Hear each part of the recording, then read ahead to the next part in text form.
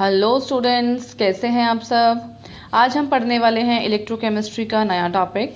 In the last video we have taken a general introduction about electrochemistry. So let's start with a new topic of today, types of cell. Based on the redox reaction being spontaneous and non-spontaneous, दो तरह के cells होते हैं। The first is electrochemical cell. Electrochemical cell को हम voltaic cell और galvanic cell भी बोलते हैं। और दूसरे हैं इलेक्ट्रोलिटिक सेल्स। इलेक्ट्रोकेमिकल सेल्स में जो रिडॉक्स रिएक्शंस होती हैं वो स्पॉन्टेनियस होती हैं and these cells convert chemical energy into electrical energy. जो इलेक्ट्रोलिटिक सेल्स होते हैं उनका क्या काम होता है, वो इलेक्ट्रिकल एनर्जी को केमिकल एनर्जी में कन्वर्ट कर देते हैं। Our next topic is conductance. Conductance क्या होती है students? It is the allowance of electric current to flow. Based on the conductance, there are two type of conductors. First are the metallic conductors. Metallic conductors को हम electronic conductors भी बोलते हैं।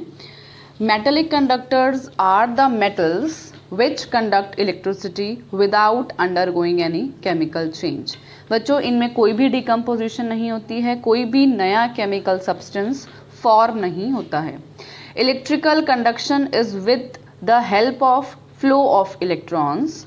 इसमें electrons conduct करते हैं electricity. Now अब हमने क्या पढ़ना है, factors on which metallic conductance depends.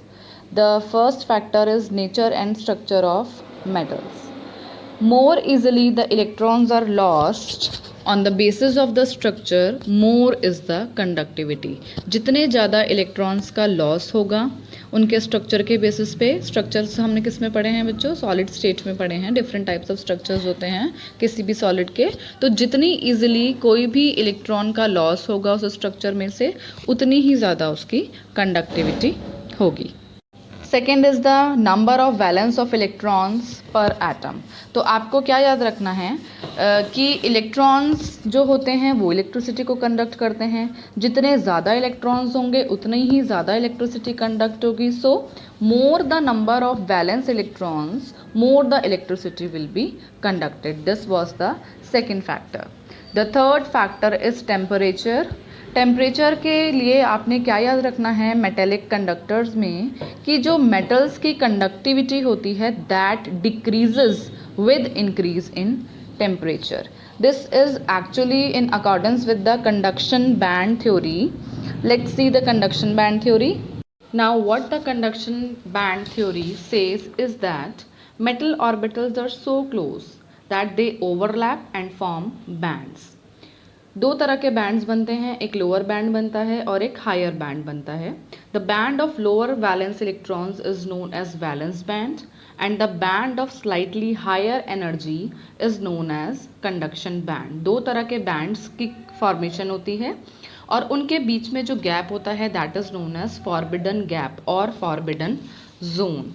इस बेसिस में हमने इंसुलेटर्स और कंडक्टर्स की स्टडी करनी है। सबसे पहले हम देख रहे हैं फिगर में इंसुलेटर्स क्या होते हैं, कि ऐसे मेटल्स जिनके कंडक्शन बैंड के बीच में और वैलेंस बॉन्ड के बैंड के बीच में there is a large forbidden gap, so that जो इलेक्ट्रॉन है that will not be able to jump from valence band to the conduction band.